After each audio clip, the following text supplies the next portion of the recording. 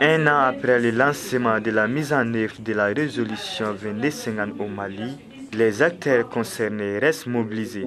Cependant, malgré cet engagement, l'absence d'une stratégie claire et d'un cadre d'orientation solide fragilise encore les efforts déployés. Cette résolution, adoptée en 2015 par le Conseil de sécurité des Nations Unies, constitue un outil majeur pour promouvoir l'implication concrète et structurée des jeunes dans les processus de paix, de sécurité et de gouvernance.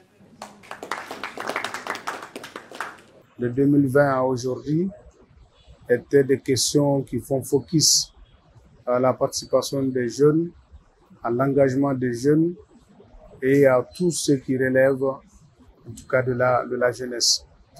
Donc, suite à ce combat, nous avons jugé nécessaire de faire ce café aujourd'hui pour faire le lien avec la résolution 2250, qui est une résolution des Nations Unies dédiée à la jeunesse, pour sa participation, pour son insertion socio-économique, et j'en passe. Ces plaidoyers résonnent particulièrement au Mali, où les jeunes constituent la majorité de la population et se trouvent souvent en première ligne face aux défis sociaux, économiques et sécuritaires.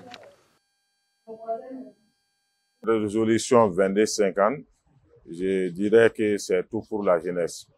Et en termes de formation, de renforcement des capacités, de créer un cadre de concertation, et une équipe technique, donc avec les partenaires, avec d'autres organisations, donc afin de faciliter l'application de la résolution 2250 des Nations Unies. C'est d'abord d'essayer de connaître davantage cette résolution, de bien maîtriser le contenu de cette résolution et de vulgariser le contenu avec leurs camarades jeunes, de renforcer leurs capacités sur la résolution 2250 et ensemble essayer de réaliser des actions de plaidoyer à l'endroit des autorités, des partenaires pour la mise en œuvre de la résolution.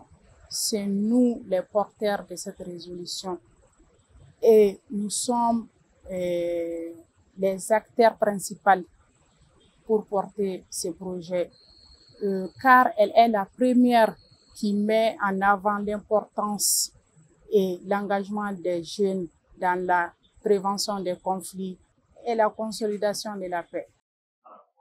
Ce sont 5 piliers qui définissent un cadre global qui doit désormais être pleinement intégré dans les politiques publiques nationales. Le Café Gouvernance a constitué une étape importante pour faire avancer ces processus en rappelant que la jeunesse ne peut plus être considérée comme un simple public cible, mais bien comme une force dynamique d'action et de proposition.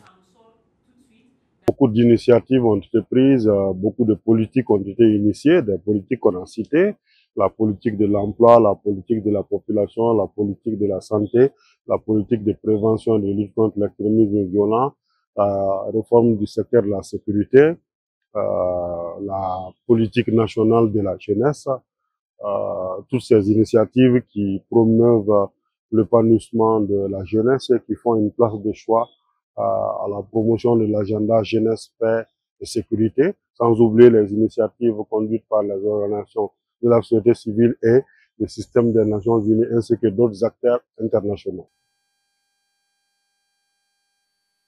La résolution 2250 ne doit plus rester un engagement symbolique.